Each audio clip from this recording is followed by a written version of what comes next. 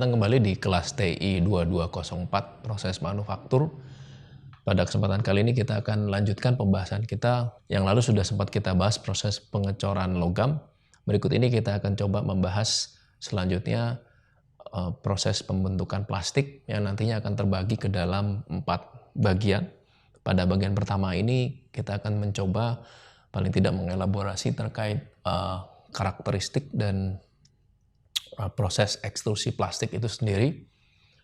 Sebelum kita lanjut, seperti biasa kita coba tambahkan kembali keywords. Pada kesempatan kali ini kita punya keywords pertama itu adalah curing atau pengerasan, melts itu lebur, lalu berikutnya kita sebut shear rate atau laju potong, extrusion itu ekstrusi, die orifice itu adalah lubang dari satu cetakan tersebut. Secara umum nanti proses pembentukan plastik memungkinkan sekali untuk dilakukan pengecoran pada bentuk yang beragam. Umumnya dibentuk menggunakan cetakan sehingga nantinya bisa langsung menghasilkan bentuk akhir produk sehingga tidak perlu adanya proses lanjutan seperti pengecoran logam yang kita bahas pada pertemuan sebelumnya. Berikutnya sama masih memanfaatkan energi panas, ini juga kita butuhkan dan memang energi ini cenderung lebih rendah dibandingkan daripada ketika kita melebur logam. Karena temperatur juga proses pembentukannya rendah dan jumlah mesin yang dibutuhkan pun hanya mesin molding sehingga alat penanganan materialnya juga menjadi lebih sederhana dan sedikit. Tetapi jika dibandingkan dengan ongkos dari pembelian mesin ya mungkin juga kita harus pertimbangkan akan buat dalam jumlah berapa banyak. Lalu berikutnya pada umumnya juga nantinya tidak diperlukan lagi proses pengecatan khususnya melapis dari permukaan karena memang nantinya tekstur dari plastik itu sendiri akan memiliki permukaan luar yang cukup baik. Dari sisi jenis plastik sendiri, barangkali kita review kembali, paling tidak nanti kita punya 2 jenis ya. Satu adalah termoplastik dan yang kedua adalah termoset.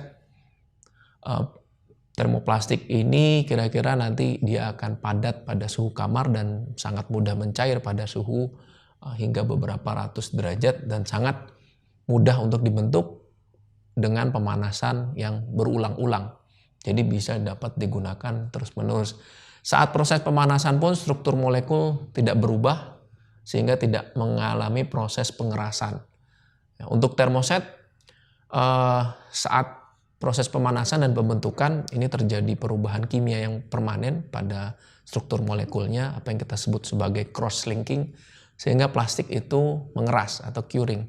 Setelah mengeras, maka plastik tidak dapat dicairkan kembali melalui proses pemanasan ulang. Jika kita mencoba memanaskan kembali, biasanya kita akan mengalami degradasi dan kita lihat warnanya menjadi menghitam ya, akibat dipanaskan.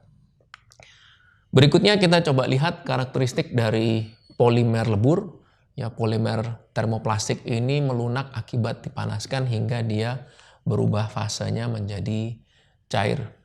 Polimer lebur ini juga adalah satu cairan kental yang memiliki viskositas tinggi.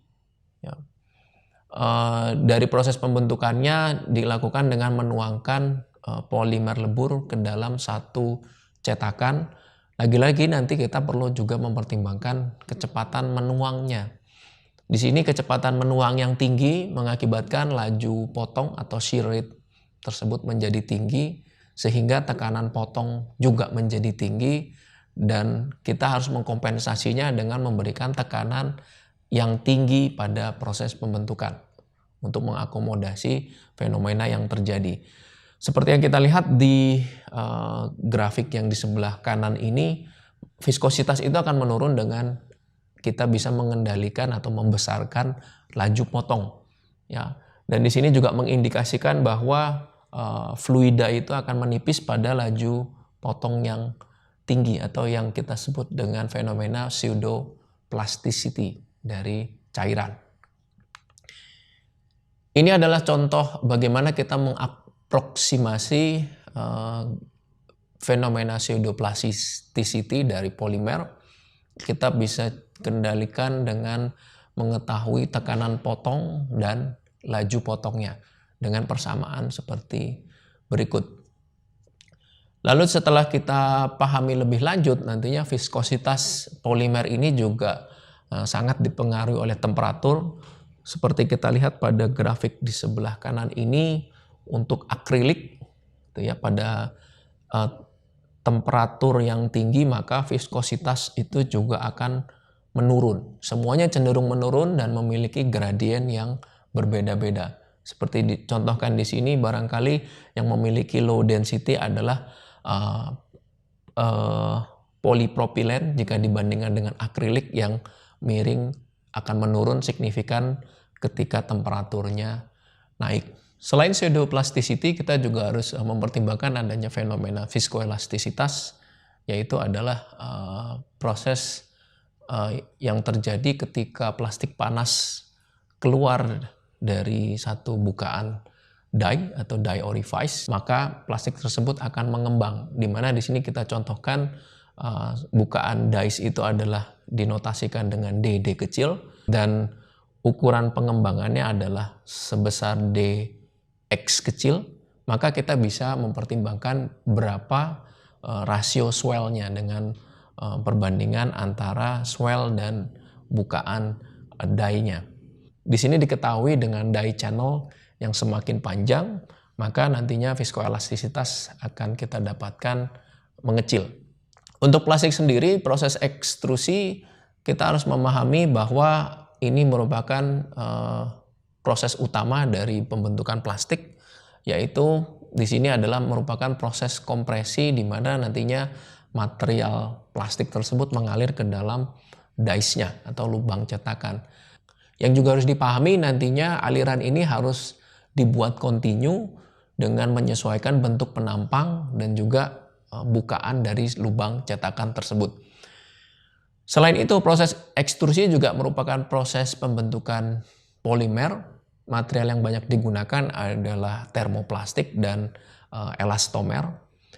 Lalu untuk digunakan dalam produksi massal tabung plastik tentunya ya, pipa, selang, dan selubung dari kabel.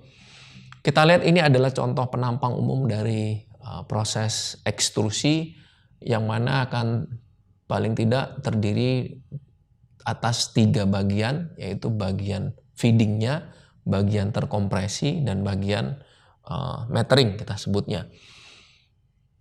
Di sini kita akan gunakan satu ulir untuk plastik dan elastomer, yang mana ulir ini akan berputar yang mengakibatkan plastik pelet ini secara natural akan terdorong dari kiri ke kanan.